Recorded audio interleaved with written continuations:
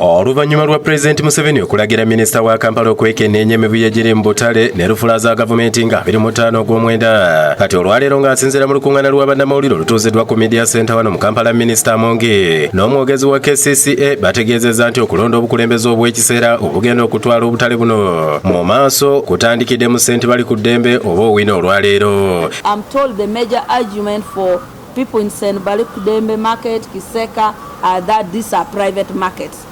The function of regulating, ensuring that garbage is collected and overall management rest with KCCA, whether that market is private or public. Newankubadde bwali buweereddwa oba buweereddwa abasuubuzi okwekolamu omulimu okubuzimba, kino tekijja ku gavumenti buvunaanyizibwa. Bagambye nti obutale buno 16 okwetooloola Kampala basindiseeyo abantu baabwe abagenda okulondoola entambuza y'emirimu okutuusa ng'okulonda obukiiko obw'ekiseera obw'emyezi 6 kuwedde. Abatwa gye tulina site abatwa okulonda we twogerera kutandisa okugenda mu maaso ne ssente bali ku ddembe.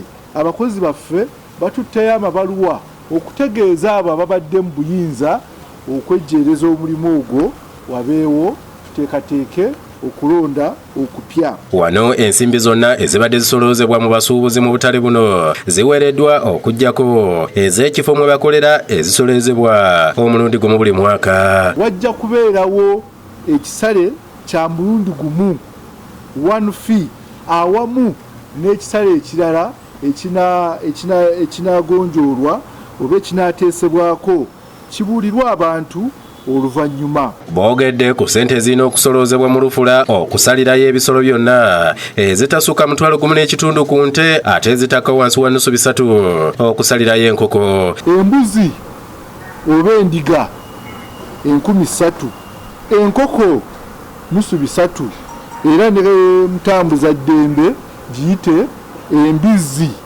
ejja kusasula 15,000 zokka. Bagambye nti gavumenti yali yasalawo okuwa abasuubuzi obuyinza okuddukanya n'okukulaakulanya obutale buno n'ezirufula, kyokka temuggwa ntalo ekibawaliriza okuddamu okubweddiza. A few of these leaders have hijacked the management of these markets and they are benefiting from the markets without accountability to the general membership.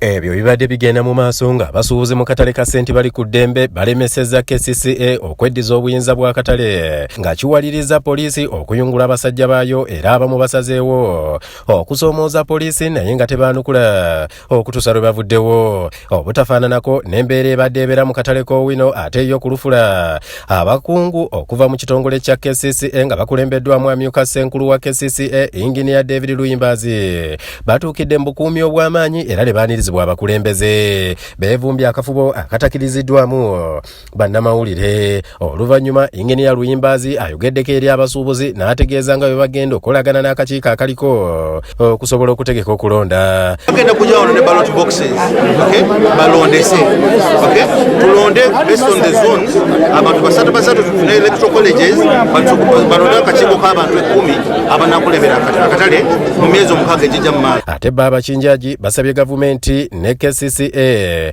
banguwa okutegeka okulonda kuno. Gavumenti y'okugyebaza kyakola omulimu munene nnyo okutugobera abakulembeze abaali batagala kugambwako. Bajja nga bategera gye bajja nti abantu abawansi twetaaga kuyambibwa. Nze Ismail Nsubuga ne Rugendo Crispo ku lwa Bukedde TV.